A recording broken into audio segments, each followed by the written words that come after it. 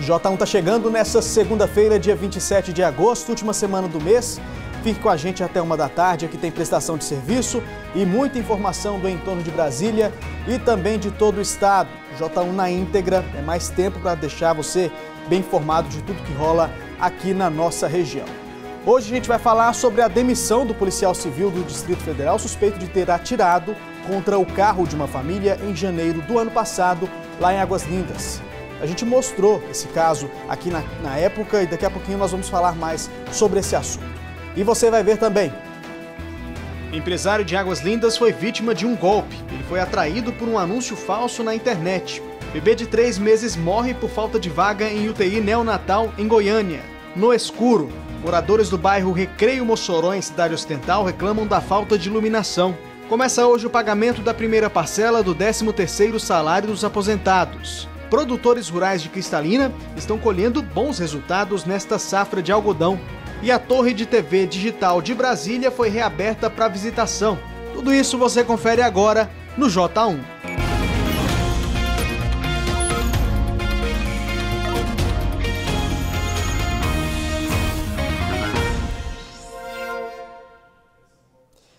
Meio-dia e 2, ótima tarde para você, obrigado pela sua companhia. A gente abre essa edição falando que foi demitido o policial civil do Distrito Federal, Silvio Moreira Rosa. Silvio é suspeito de ter atirado contra o carro de uma família em janeiro do ano passado. Vamos dar uma olhada aqui no telão para você relembrar como é que foi esse caso, né? Foi um desentendimento de trânsito na BR-070 em Águas Lindas. Na época, uma criança de 6 anos ficou ferida. E sobre esse assunto eu vou falar ao vivo agora com a repórter Berenice Leite. Berenice, ele já tinha sido demitido, ele foi demitido agora pela segunda vez pela polícia, não foi isso? Boa tarde. Foi isso mesmo, Anderson. Boa tarde a você, a todos que nos acompanham. Esta é a segunda vez que o ex-policial foi demitido. Segundo a Polícia Civil, em 2011, esse policial ele teria sido condenado em um processo interno por fraude em aposentadorias. 13 anos depois, ou seja, em 2014, ele acabou sendo reintegrado à Polícia Civil após uma decisão do governo do Distrito Federal. Acontece que em 2017, esse mesmo policial acabou se envolvendo em uma confusão de trânsito e, segundo as investigações, ele teria atirado contra um veículo e atingido uma criança que estava na cadeirinha. Na época, o Luiz Guilherme tinha apenas 6 anos de idade, ele foi ferido no peito e ficou internado em estado grave. Ele chegou a sobreviver, mas hoje convive com algumas sequelas, já que um dos pulmões foi perfurado pela bala. Olha, o ex-policial ele passou por pouco mais de 8 meses preso em Goiânia, mas após um habeas corpus desde setembro de 2007, ele responde em liberdade por tentativa de homicídio. A decisão dessa demissão do ex-policial, o Silvio Moreira Rosa, essa decisão ela foi publicada este mês no Diário Oficial do Distrito Federal, mas criminalmente ele ainda aguarda julgamento pela tentativa de homicídio. Anderson. Berenice Leite com as informações sobre a demissão desse policial civil lá de Brasília. Obrigado, viu, Berenice? Bom trabalho para você. E olha só, a gente fala agora sobre o empresário de Águas Lindas que foi vítima de um golpe. Ele foi atraído por um anúncio falso na internet e quando chegou em Minas Gerais foi feito refém por bandidos. O homem e o motorista dele foram liberados na sexta-feira passada depois de 9 dias no cativeiro. Nossa equipe foi até Águas Lindas e conversou com ele. Wildes Oliveira falou dos momentos de terror que viveu. A gente com a arma na cabeça, a gente pensa até que é um pesadelo, um sonho. A gente nem sabe se é a realidade da vida. Já em casa, seu Oliveira se emociona ao lembrar do que passou nas mãos da quadrilha. A minha fé em Deus é muito grande. Eu falo, Senhor, eu tenho filho para criar, meu Senhor. Eu preciso estar vivo e o Senhor sabe disso. A minha fé em Nossa Senhora Aparecida, que é a minha protetora, a minha Santa Luzia. Elas não me desamparam, não. Minha mãe, que Deus põe em bom lugar, não sai de perto de mim, não. O empresário que mora em Águas Lindas viajou para Betim, em Minas Gerais, no último dia 14. Ele foi atraído por um anúncio falso na internet, a venda de uma frota com 25 ônibus. Mas ao encontrar o suposto negociante, ele e o motorista que estavam nesta caminhonete foram rendidos. Aí já me levou para um canto e já me derrubou no chão e botou umas fitas no meu braço, com mão para trás.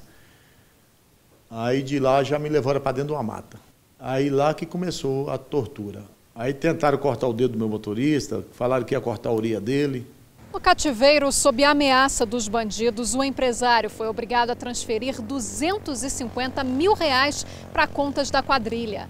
Ele ligava para a família e para a secretária como se estivesse bem, interessado em fechar negócio. Eles não me mataram, porque eles não conseguiam sacar o dinheiro, que a quantidade era grande, e eles iam no banco, o banco pediu uma coisa. Aí foi no banco de novo, o banco pediu declaração de imposto de renda para sacar o dinheiro e queria saber a origem do dinheiro. E eles não tinham origem. No sítio usado como cativeiro, foram presos 3 homens e 4 mulheres. Foi mais ou menos uns 15 minutos de tiroteio.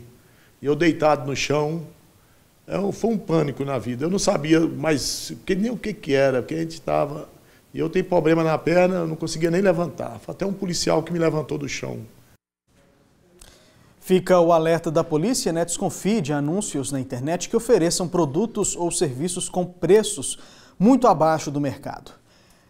Esse fim de semana, uma tentativa de rebelião deixou alguns presos feridos no presídio de Águas Lindas. A Diretoria-Geral de Administração Penitenciária informou que o preso Rodrigo Alves Tavares foi agredido no último sábado e que os agentes interviram e prestaram socorro. E que o preso José Luciano também sofreu agressões e foi levado ao hospital para receber atendimento médico. Ontem, outros 2 presos também ficaram feridos em brigas entre detentos. 2 presos desobedeceram às ordens dos agentes durante essa confusão. Eles foram encaminhados para a delegacia de polícia para serem autuados em flagrante. 2 homens foram presos em um shopping de Águas Lindas de Goiás, no entorno aqui do Distrito Federal, comprando R$40 mil em celulares. Segundo a Polícia Militar, eles usavam cartão de uma vítima de golpe que teve os dados clonados e confessaram que receberam 25% de cada aparelho que fosse vendido e entregue pelos Correios.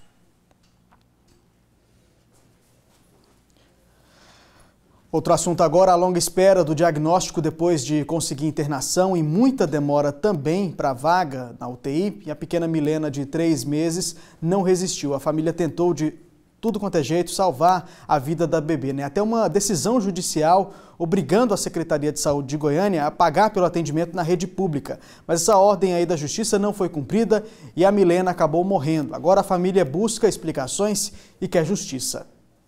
Milena Pacheco da Silva morreu aos 3 meses e 19 dias na sala de reanimação do materno-infantil, enquanto aguardava a transferência para uma UTI pediátrica em outro hospital.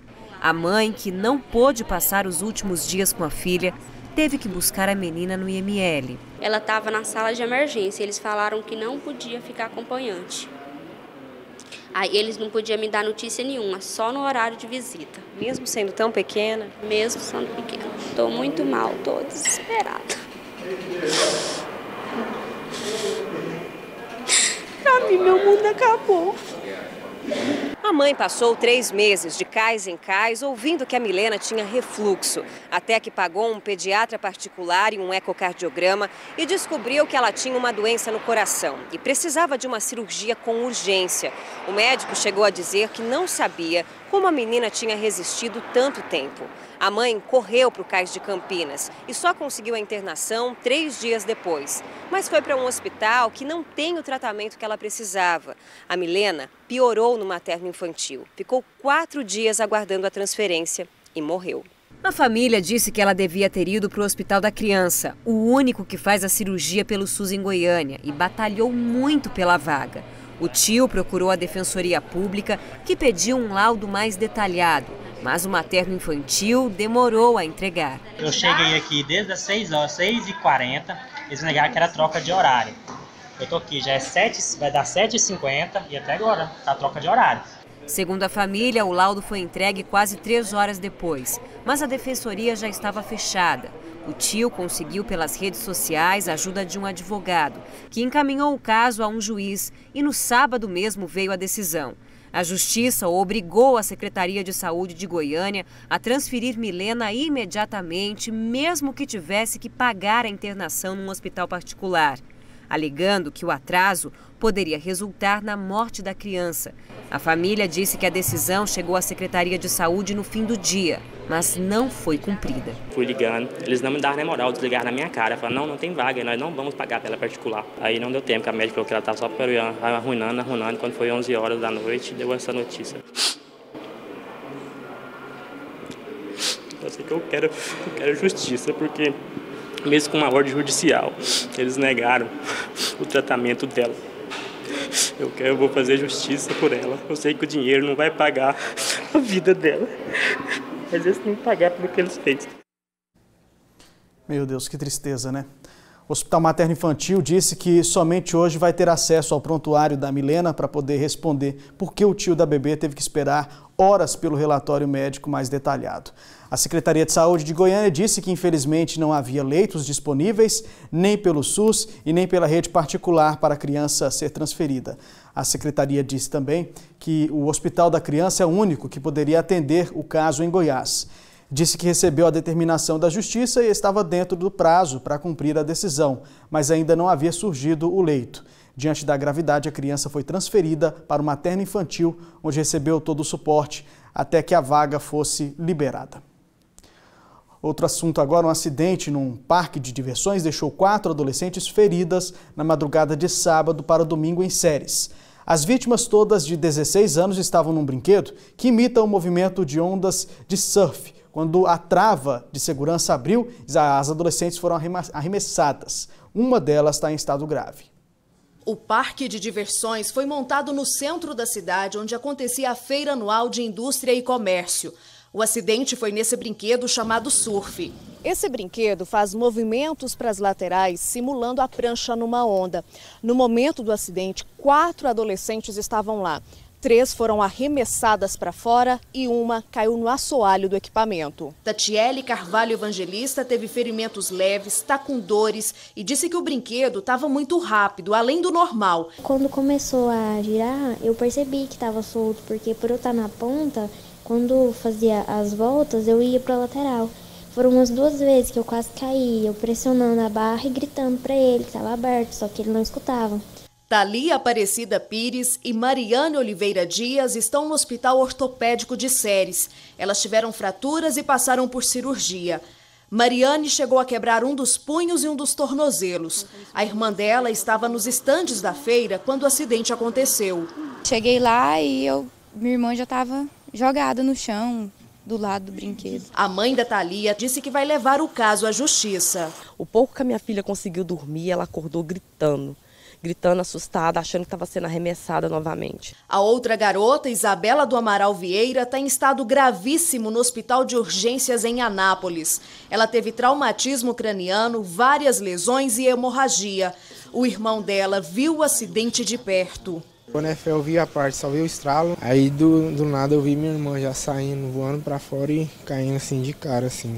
No chão. O responsável pelo parque esteve na delegacia de polícia civil e depois acompanhou a perícia no local do acidente. Ele não quis gravar entrevista, mas disse que o parque é de Brasília, que o brinquedo surf é novo, 1 ano de uso e que, assim como todos os outros brinquedos, passa por manutenção diária e não sabe dizer o que aconteceu. Os bombeiros disseram que todos os procedimentos legais foram feitos. Todo o trabalho preventivo foi realizado. O parque possui a ART de todos os brinquedos, inclusive laudo, assinado por um engenheiro mecânico e elétrico. As famílias pedem por justiça e aguardam a recuperação das adolescentes. Espero melhor, que ela possa vir melhorar mais, e ela volta para casa melhor, já boa, do jeito que ela era. A Prefeitura de Ceres disse que lamenta o que ocorreu no parque e destacou que foram adotadas todas as medidas necessárias para a liberação do alvará de funcionamento do parque. Vamos agora para a nossa primeira rodada de participações pelo nosso WhatsApp, o 984424000. Vamos dar uma olhada no que chegou aqui para a gente. Mensagem da Isabela de Novo Gama, ela mora no bairro Lunabel e lá em frente da casa dela, tem um poste de energia que já tem 1 ano que a luz dele queimou. Ele fica ao lado do Colégio Militar, já ligou lá e não teve respostas. Todo mês vem cobrando a taxa de quase R$20. Valeu aí pela mensagem, Isabela. Tem recado também aqui do Daniel Oliveira, de Cidade Ocidental. Ele diz que lá no bairro Recreio Mossoró, na entrada do condomínio Lourdes, não tem calçada. Nós pedestres temos que disputar espaço com os carros, quase foi atropelado, um perigo só. problema das calçadas, a falta de calçadas aqui nas cidades do entorno, né? Mensagem do Douglas Oliveira de Águas Lindas. Ele mora no bairro da Descida do Descoberto, ali 2 ruas depois do Colégio Selectus. Por favor, precisamos de iluminação com urgência. Eu saio para trabalhar às 4h40 da madrugada e não tem iluminação nas ruas. Valeu, Douglas, pela bronca, está registrada aqui também. Mensagem da Francisca, bairro Ipanema. Queremos asfalto, limpeza do mato e que resolva o problema dos prédios abandonados que estão juntando marginal ali, né? Além do problema das queimadas. Ela mandou pra gente aqui também um vídeo, vamos ver o que ela mandou. Olha só a situação aí. Queimadas, essas construções abandonadas também, isso aí é um perigo mesmo para o morador que precisa passar por ali, né? Valeu pela mensagem. Tem recado aqui da Eliane Freitas, do setor aeroporto. Os moradores colocam fogo em tudo e está difícil aqui. Isso é praticamente toda noite, o tempo está muito seco e complica para respirar. Valeu pela mensagem. Você pode continuar mandando seu recado para a gente pelo 98442 4000. E veja a seguir, moradores do Recreio Mossoró, em Cidade Ocidental, reclamam da falta de iluminação. Fim dos canudos de plástico. O comércio oferece ao cliente material não poluente.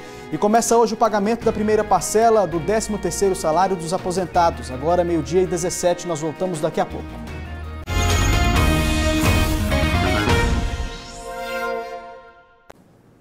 Estamos de volta com o J1, vamos para a sua participação. Os moradores do Recreio Mossoró, em Cidade Ocidental, mandaram muitas mensagens para a gente pelo nosso WhatsApp.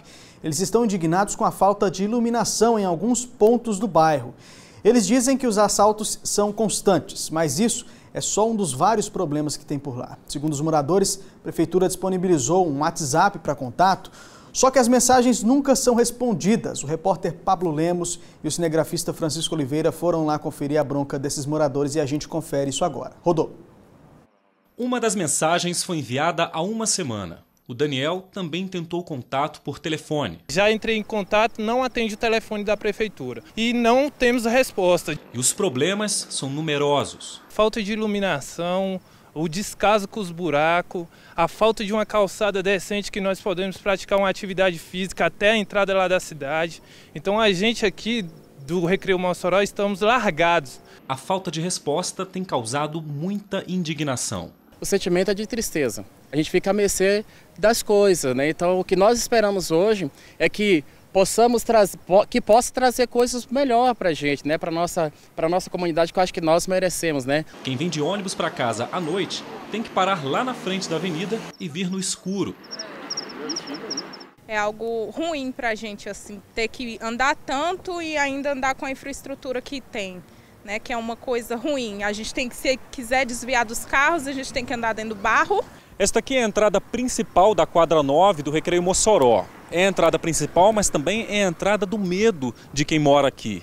E aí o morador muitas vezes evita de parar naquele ponto de ônibus que a gente mostrou para vocês e para num ponto antes e acaba passando por esse trecho aqui escuro e perigoso, né, Daniel? Sim, é muito perigoso. Minha esposa mesmo, eu já orientei para ela não andar aqui, que ela já correu o risco de um assalto aqui, ela saiu correndo, né? Tem a moradora ali que já presenciou vários assaltos aqui, né? Então, assim, fica uma coisa constrangedora para nós da população da cidade ocidental.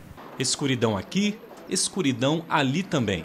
A Natália já enfrentou maus bocados para chegar em casa. Natália, você não tem alternativa, ou passa por aqui ou passa por aqui. Não. É medo de qualquer maneira? Medo de qualquer maneira.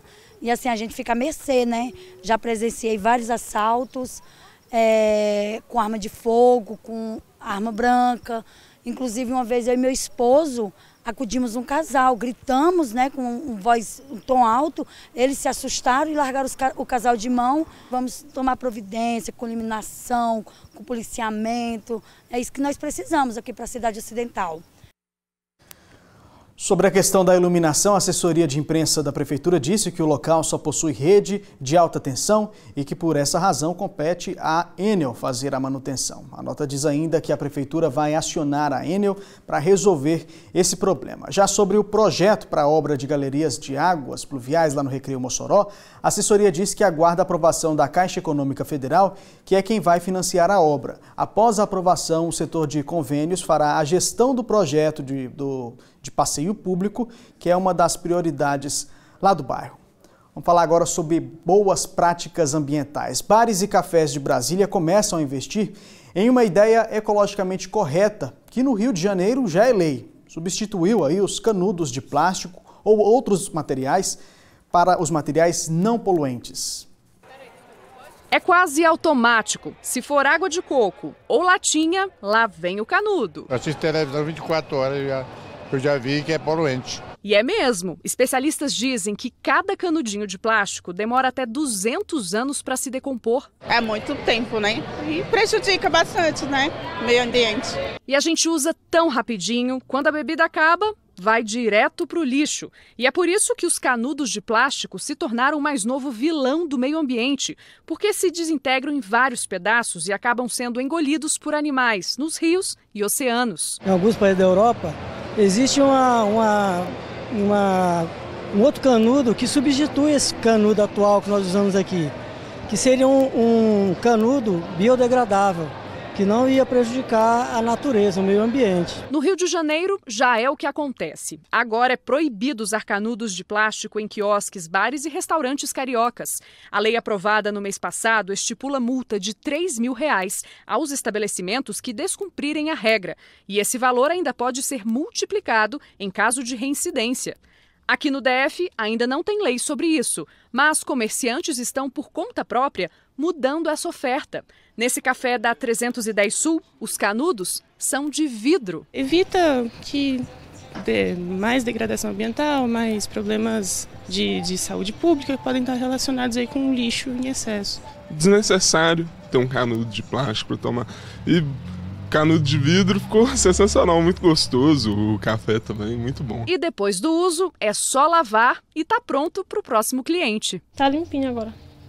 Só usar a escovinha, tudo bonitinho. Iniciativas que não estão só nos canudos. Nessa hamburgueria da Asa Sul, tudo é sustentável. Aqui, eles aderiram ao canudo biodegradável. E tem mais, o copo e toda a papelaria é sem resina, ou seja, some mais rápido na natureza. E tem um detalhe, quando a sobremesa chega, o milkshake, a colher, ela é comestível, gente, feita com mandioca. Ela faz parte do alimento. Então, ela é uma colher onde dentro da sua refeição ela acaba, ela some ali. Ela é feita de mandioca. É como se fosse aquele material da hóstia e está sendo muito utilizado fora. A gente conseguiu uma empresa que fornece para a gente aqui. Nesse outro café da 109 Norte, o copo descartável também saiu de cena. Aqui também é o biodegradável, feito de papel de madeira de reflorestamento, que dá para usar várias vezes. No início tive a objeção de alguns clientes, mas hoje com a conscientização a aceitação é 100%. Inclusive, para essa ambientalista, essa tem sido uma exigência cada vez maior do consumidor. A gente tem pessoas cada vez mais conscientes, mais engajadas, e isso é um diferencial também para as empresas, para as instituições começarem a pensar em se envolverem também e assumirem sua parcela de responsabilidade nessa questão ambiental. Vamos falar sobre emprego agora. As vagas são do Cine de Cidade Ocidental, são 2 vagas para pintor e ajudante de pintor e 20 vagas para vendedor de imóveis. Não precisa ter experiência não, os interessados devem procurar o Cine mais próximo com documentos e também com documento com RH, né, e também a carteira com RG, desculpa, e com a carteira de trabalho. Vamos falar mais participações aqui pelo nosso WhatsApp, o 984424000. Chegou aqui para a gente a mensagem da Jaqueline Martins, de Formosa. Ela gostaria de dizer que tem vários detentos que já estão com as penas cumpridas no presídio de Formosa para irem para o regime semiaberto e as famílias não têm resposta. Inclusive, advogados não têm acesso aos processos para poderem fazer os pedidos de progressão de pena. Valeu pela mensagem aí, Jaqueline. Tem recado também do Henrique de Cristalina. Queria pedir que falasse sobre as 3 quadras lá da cidade. À noite, o quiosque e as quadras viram ponto de drogas pela falta de iluminação e também por causa do descaso. Já não tem como sair de casa. Valeu pelo recado, Henrique. Mensagem agora do Alberto, lá de Santo Antônio. Gostaria de saber sobre uma rua na frente da casa dele que virou uma via principal e nela não tem asfalto. Contudo, um dia teve. A prefeitura arrancou o asfalto para jogar terra. A poeira já passou do limite e hoje já virou um caso de saúde para a população. Ele mandou uma foto para a gente de como é a rua lá em frente à casa dele, olha só. Tinha asfalto, depois a prefeitura, segundo o morador, arrancou esse asfalto e jogou terra e agora, hoje, a situação é essa. Tem mais mensagem aqui, ó, da Edivane, do Recreio Mossoró. Ela fala que paga o valor de R$ 26,24 na iluminação pública que não é fornecida. E tem recado da Elian Farias, de Valparaíso, sobre os descasos das prefeituras do entorno. Uma vergonha total. As cidades que deveriam ser exemplo de qualidade de vida por estarem perto aqui de Brasília, mas não são. Descaso com a saúde, lazer e também com segurança. Falta de compromisso com o cidadão que paga infinitos impostos para nada, tá? E a bronca séria da Elian Farias de Valparaíso. Valeu pela mensagem, Elia. Vamos agora para o intervalo comercial e você vai ver a seguir que começa hoje o pagamento da primeira parcela do 13º salário dos aposentados. E produtores rurais de algodão comemoram a safra desse ano. E ainda hoje no Vamos Ajudar a história da Neide, que tem 4 filhos e precisa de ajuda. 12h28, nós voltamos daqui a pouco.